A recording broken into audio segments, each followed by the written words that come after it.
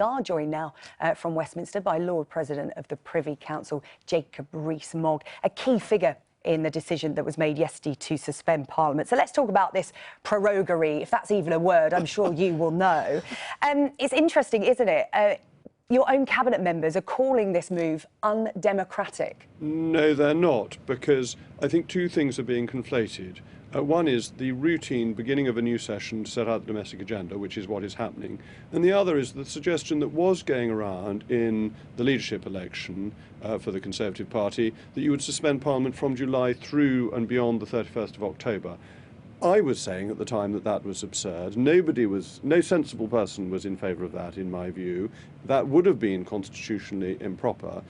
But we have a new session of Parliament normally every 12 months. This session has already run well over 2 years. We are not losing many days parliamentary debate because it coincides with the conference recess. So this is routine. It's actually quite boring. But the arch Remainers, who don't want us to leave the European Union, have started crying constitutional crisis, but actually they're crying wolf. OK, this is interesting. This is what Boris Johnson said to Sophie Ridge here on Sky News in June. He said, "I don't want, nor do I expect to prorogue, not attracted to it. I don't think it will be necessary." It's interesting, isn't it, the timing of this, because let's be straight here, you're doing this to get Brexit done by the 31st of October. No, that's not right, because Parliament will come back in early October and we'll have lots of time to debate Brexit. But crucially... How much time? Well, we're estimating 4 or 5 days. No, the key here is that the European Council takes place on the 16th, 17th of October. That will be when any decision is made on any agreement, and then there will be 13 days after that to debate and implement an agreement if one is come to. So that's the key period when Parliament needs to be sitting, and Parliament will be sitting, but it also crucially means we can have a new Queen's speech and we can get back to talking about the NHS, dealing with crime, improving people's standard of living. But that will eat up time, won't it? Because after the Queen's speech, there'll be 4 or 5 days of debate then. That also eats up time. Well, and you have to admit, MPs, if they'd have been allowed to continue without this suspension of Parliament, they would have voted to stay put instead of disappear for party conference season. Well, let me answer your 2 points individually. The debate on the Queen's speech has nominal areas to debate day by day, but actually you can speak on any matter relating to the Queen's speech. So people could spend the whole of those 4 to 5 days debating leaving the European Union, and they could put down an amendment to the Queen's speech or to the humble address, thanking the Queen for her speech, saying things about the European Union. So that is 4 or 5 days which can be devoted to Brexit.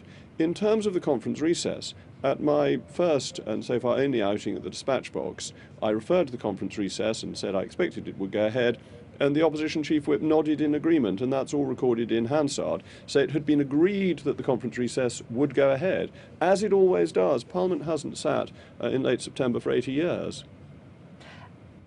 Do you admit, though, that this has made it harder for MPs to stop a no deal? You won't admit it's the main aim of this move, but it may be a convenient byproduct. I don't think it is, actually. I think those who don't want to leave the European Union have to screw their courage to the sticking point, that there are 2 ways for them to stop us leaving the European Union. One is to change the government, and the other is to change the law.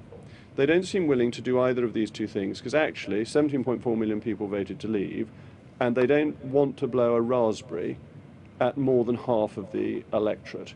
And that's why they cry constitutional crisis, which is actually cover and code for them trying to keep us in the European Union against the law of the land and against the referendum result. It's interesting, then, you're saying they have 2 options, either change the government or change the law. Let's talk about some extreme options the government could use to carry on and get Brexit through on the 31st of October. These have been talked about. One of them is that if MPs do manage to pass legislation to stop a no deal, Boris Johnson could simply ignore it. Would he do that? Well, you can't ignore legislation. The law is the law, but the law has to be precise. So I don't know what law you're proposing would be passed. But well, it may be that he has to go back to Brussels to seek an extension, for example. Would he ignore that if that was the option put to him? Well, you'd have to see how the law is phrased. The Prime Minister will obey the law. The Prime Minister believes in the rule of law. Our whole system is based on the rule of law. And crucially, what is happening now is in line with the rule of law. And the oddity now is that this Parliament has gone on so long, and having this chance for a new Queen's speech is actually really energising, because it means we can get back to the issues that have been ignored for the last 3 years. So we can get back to improving the NHS, to dealing with knife crime and so on. Yeah. And so if that's MPs what's at the pass heart of this. legislation, Boris Johnson will follow that. OK, if MPs don't manage to change the law in the 4 or 5 days that they will be sitting, there's the prospect of a no confidence vote.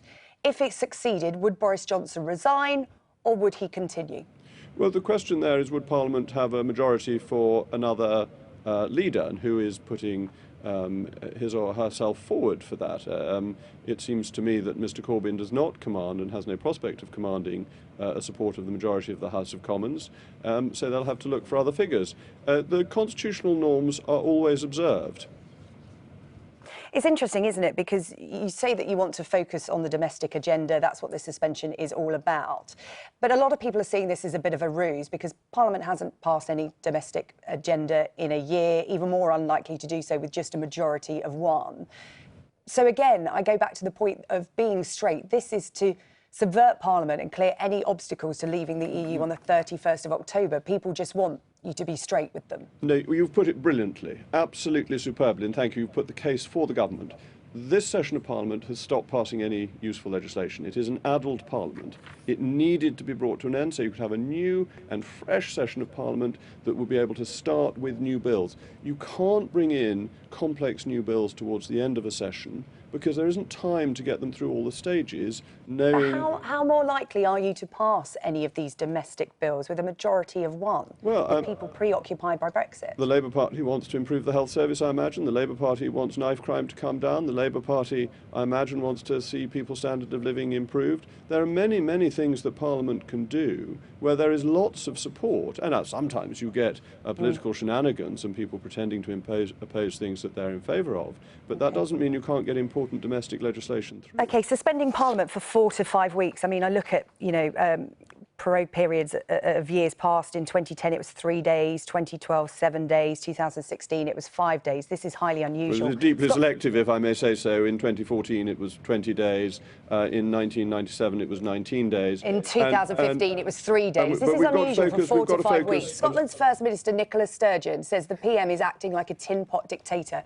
You're setting a dangerous precedent here, aren't you? Look, I'm afraid Nicola Sturgeon's default position is faux outrage. If the Prime Minister said Christmas Day was the 25th of December, Nicola Sturgeon would be outraged and shocked by that. So I wouldn't worry too much about what the Scottish leader has to say. I think the key point here is sitting days. We are not losing many sitting days. We may only lose 5 sitting days, which is completely routine and in line with the figures that you were giving. OK, and just finally, how confident are you of a deal being reached?